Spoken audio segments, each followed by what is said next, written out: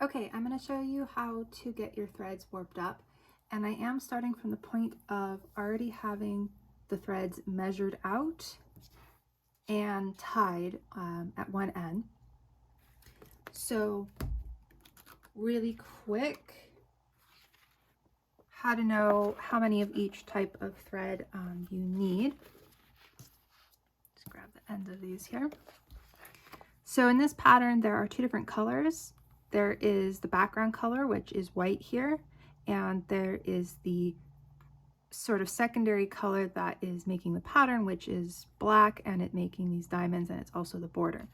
And in this warp we're going to do, the green is the background color and the purple is the secondary color that is the diamonds. So I'm going to set that to the side for a moment. Patty prepped her cards by marking the front. So there's a little mark on the front to indicate the front of the cards, and so you can differentiate it from the back. Not all of these cards have indicated whether the front versus the back, and that is actually a pretty important thing that you're going to want, because the direction of the cards is important. They need to all face the same direction. So if the cards don't have some way to distinguish front to back, then go ahead and put some sort of little mark on one side, or you can label them front and back. Okay, so you can do this by tying the bottom or attaching the bottom to your loom. I'm doing it on my desk here. So what I'm going to do is I'm just going to set a book on top of the tied end of the warp. So this is the loose end of the threads, and that side with the knot I'm putting over here, and I'm putting a book on top of it, and that'll just kind of hold it in place as I mess with the threads. You can also tie it to something or pin it to something, but it should be kept somewhere where it's not going to move around or get pulled out of order. Okay, so let's go back to our threading pattern here.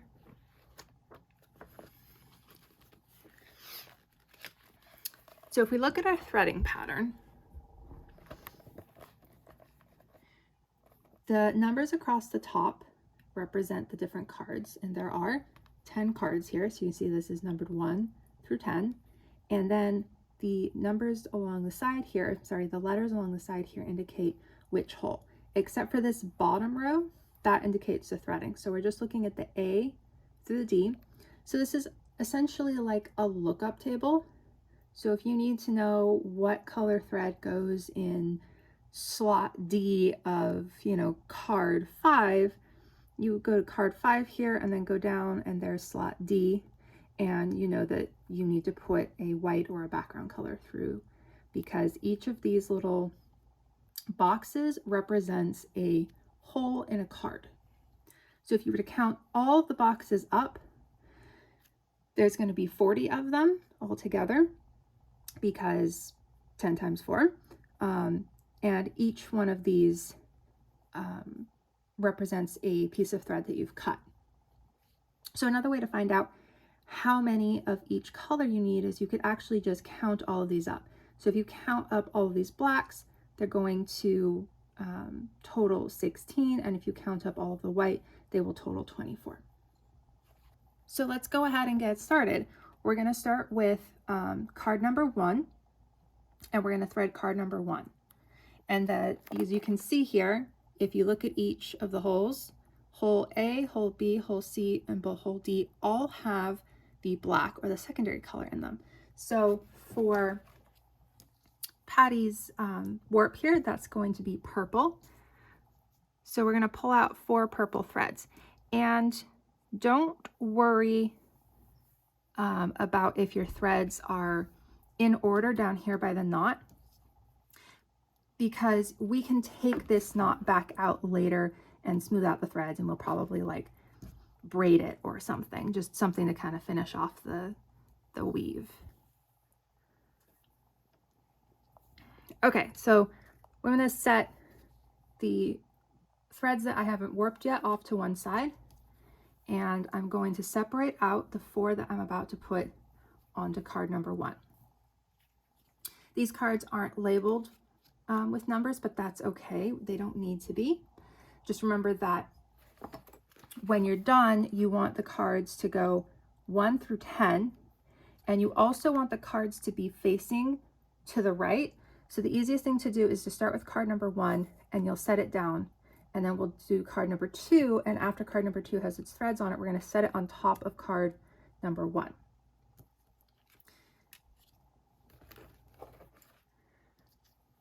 Okay, let's get this threaded.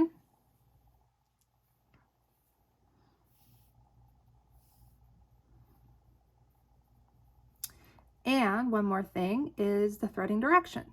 So I've got my thread ends here all ready to go through my holes. And there are 2 different ways we could thread this. So this is the front of my card. I could thread these threads straight through these holes. And here's the back of the card. I could also thread them through the back. So they can either go front to back, or you flip it around and this is the back to front. So how do you know which way you need to thread them through your card? So if we go back to our threading diagram here, and we look at that last row here, that row is the T stands for threading, and that's your threading direction. So S indicates front to back and Z indicates back to front. And the reason why is because the middle slant of the S and the Z represents the direction that the thread will be slanting in once it's going through your card. And I'll go back to that in just a minute after I put these on. Okay, so front, we know it's got the little indicator right there.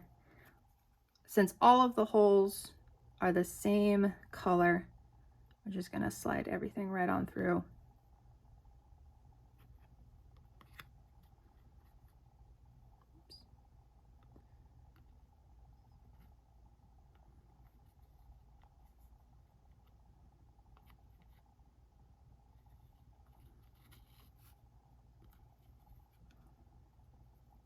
Okay.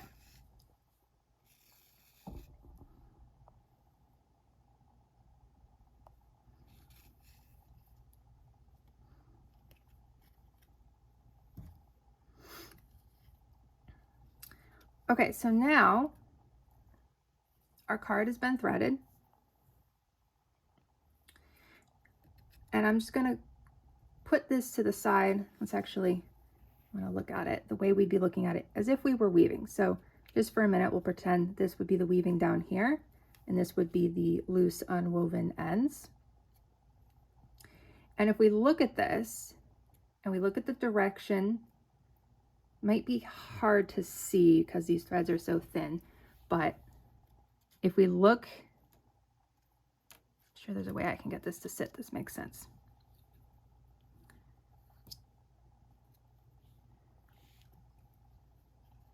I think I'm gonna have to hold the card and the threads. So if we look at how the threads are passing through the cards, and if you were to superimpose an S over the top of this, the direction that these cards are slanting down here from the right and then up to the left is the same direction as the middle slant on the S. And that is how the threading works as far as knowing which direction to thread your cards. So to keep everything more or less in order, I do like to separate the threads out in this manner.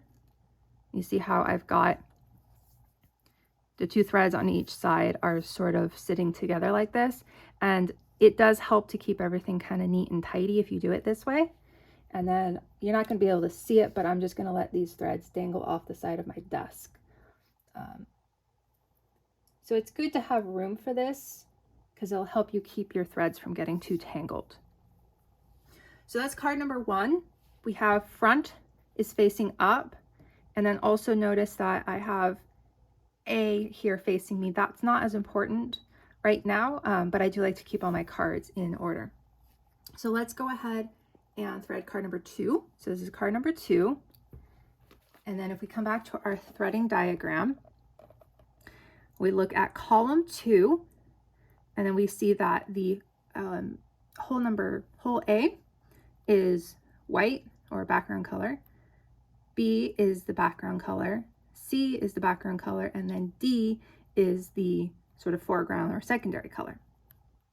So holes A through C are all going to be green, which is our background color, and hole D is going to have purple.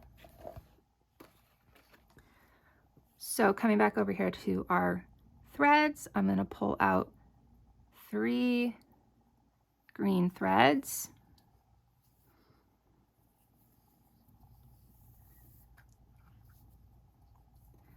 And 1 purple thread. Oop. Okay, and then that's going to go back out of the way again.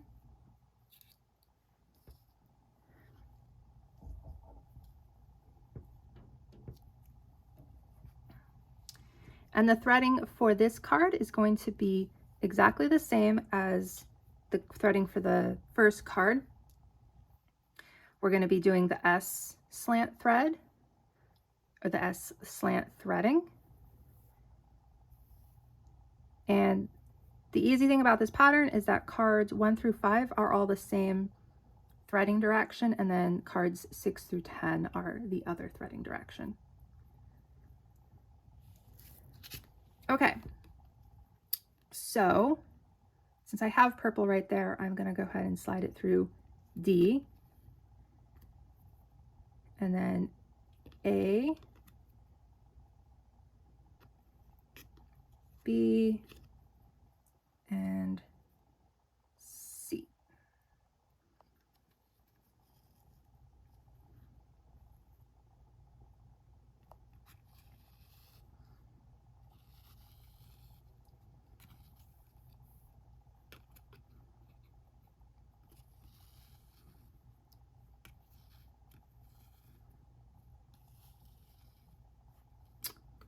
Come on.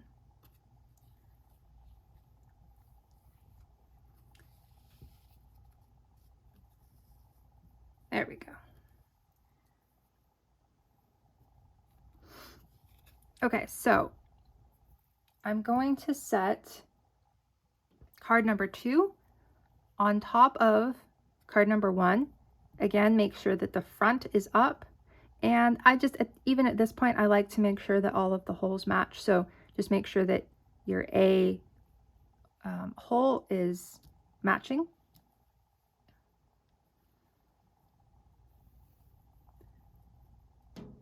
And then I'm just going to lie the threads off the side of the table here.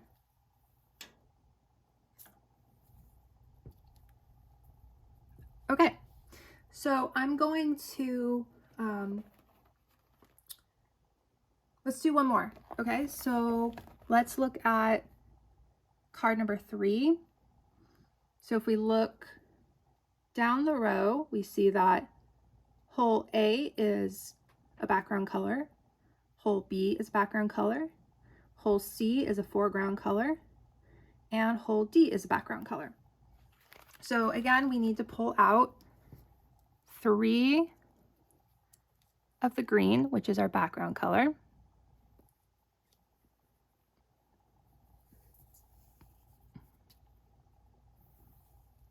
and 1 of the purple, which is our foreground color. We'll try to keep these from tangling too much. Sometimes it's easier if you just pull one thread out at a time, because you don't want these threads to end up a big knot.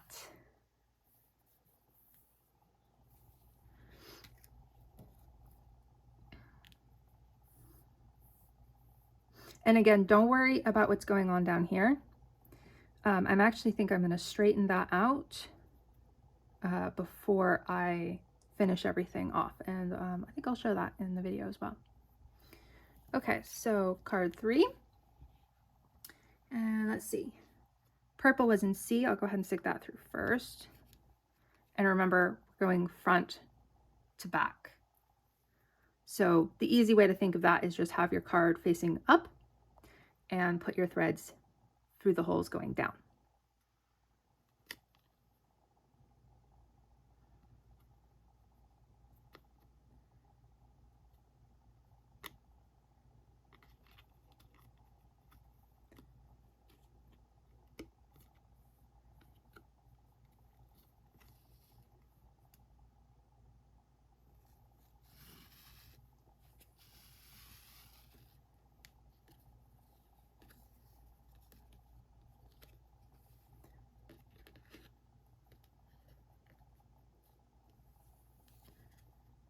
how those got so tangled. That's okay.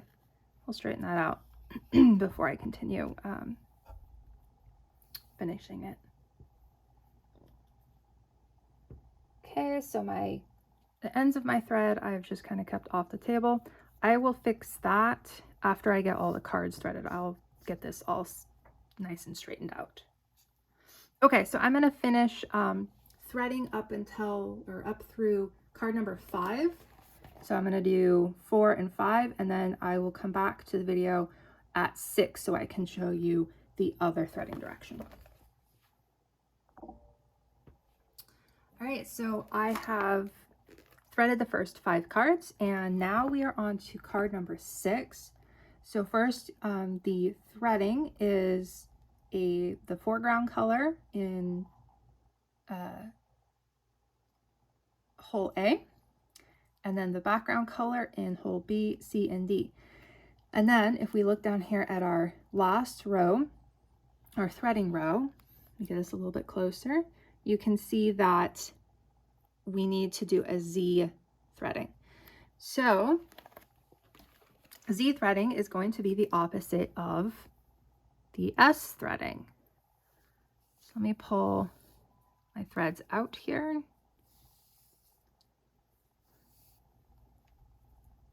And really, one of the fun things about this pattern is that most of the cards are 3 of the background color and 1 of the foreground colors.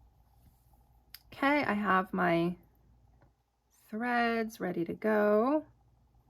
And I like to do all 4 threads at once, but you don't have to. You can do 1 thread at a time. So I get all 4 threads out like this, and I separate them all out in my hand. And I find this is much easier and quicker for threading. However, you don't have to do it this way. You can thread just 1 thread through the card at a time. Okay, card number 6. So for our S threads, the S slant threads, we were having the front facing us, and we were threading the cards down through the holes. However, this is going to be the opposite. This is Z slant threading. So instead, we're going to thread the threads from the back up towards us. And the purple, the foreground color, is going through hole A, and then the rest are the background color, the green.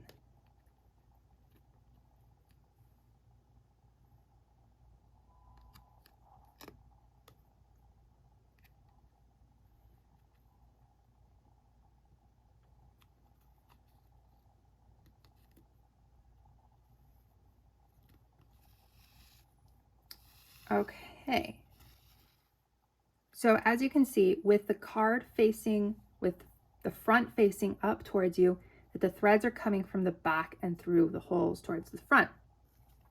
And then if we were to look at the card from the side and have the front facing to the right like it's supposed to, you'll see that if let me see if I can pull this out. There we go.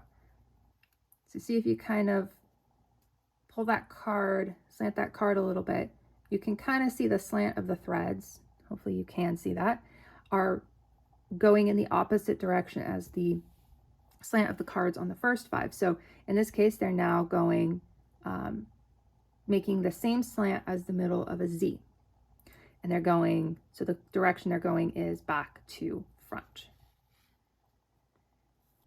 All right, let's do another card with the Z threading. So we just did 6. So now here's card 7. So if we look down on 7, we see that it's background on hole A, foreground on hole B, background on C and D. So again, we're just going to pull out 3 of the green.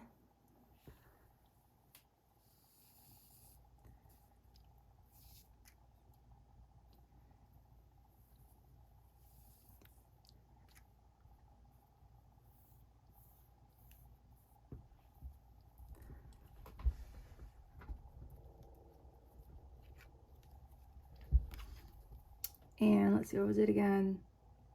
Purple through B.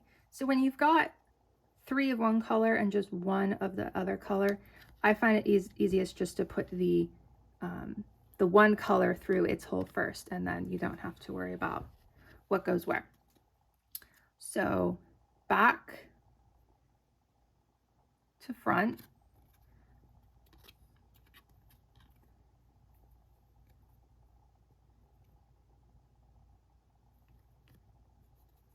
Oops, did I just lose that?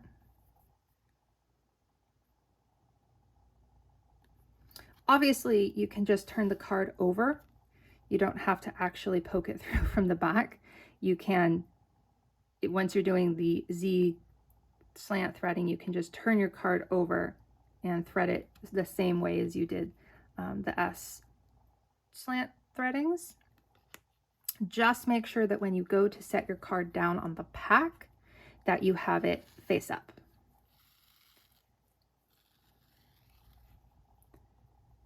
Okay. I'm going to finish the rest of these cards, and then I will come back to kind of cleaning everything up after I'm done with the threadings. Okay, let's get this whole warp all nice and straightened out. So the first thing I'm going to do is secure my pack of cards. And normally I would recommend using a binder clip for this, but I couldn't find a binder clip. So I'm using this really adorable little clamp here. Okay, I am going to sort out this side. And you can't see it, but I have a warping peg clamped onto my desk. And I'm just going to quickly tie the loose end onto that little peg. And you could use like a chair or something for this, just something that's gonna kind of hold everything in place. So if you pull on it, it's not going anywhere. And then we're gonna undo this knot.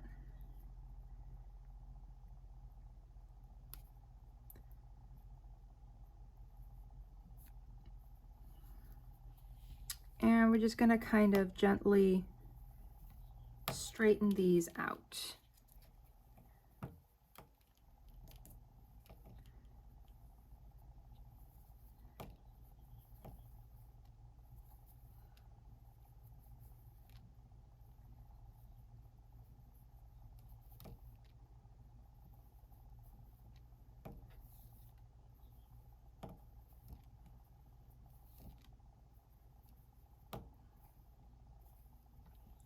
And if you kept the threads on the other side relatively neat as you were warping up, then you don't really need to do this much on the other side. You might have to do it just a little bit. But you can, once you have these more or less evened out and smooth, you'll want to keep them that way. And this side obviously isn't going to have any issues because it is going to be the side with the weaving on it. And then I'll show you how I like to keep the other side neat when I'm not working on it. Okay, so I now have this end is all kind of nice and neat here. And I'm going to retie that starting knot.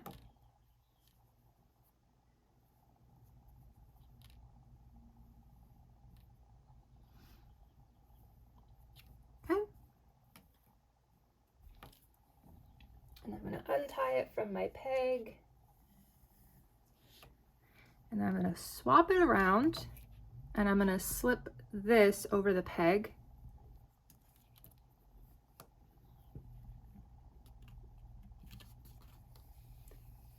And then I'm just going to gently smooth out my threads. They're actually pretty good right now, not too bad. Okay, now that I have everything nice and smooth and even, I'm going to chain my warp end here to keep everything neat. I'm going to do that by forming a loop down here just above the cards.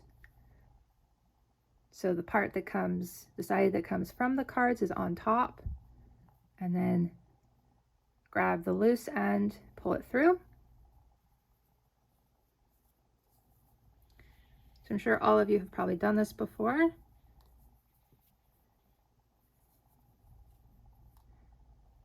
And then you can pull the last one through. And there we have, and we could do this much, we could do like the whole warp could be this chaining like this. In fact, that's probably how I'll have everybody's done, is all of the warp will be chaining and the cards will be down at that knot. And one last thing, if I can find them, oh, there they are. Something that you can use to hold their threads in place. These are just kitchen bag clamps, and you can use this to clamp your threads in place, and sometimes that helps. So if you maybe don't have a clamp to hold onto your cards, you could use clamps like these on either side of your cards, and that'll help keep them even. So you can now attach this warp to a loom or do it backstrap. So this end would be the side that you would attach to the closest part to you. So if you're working on a frame style loom like the ones we have for class, you'll attach this to the bottom, and then I just tie this to the top. I usually kind of wrap it around a couple of times and then tie it, and the reason why is that you want to loosen the tension on it, so you don't want it so well secured that you can't undo it. Okay, so that is warping up for your tablet weaving.